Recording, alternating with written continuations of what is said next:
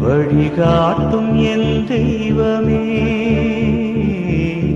துணையாக எனில் வாருமே.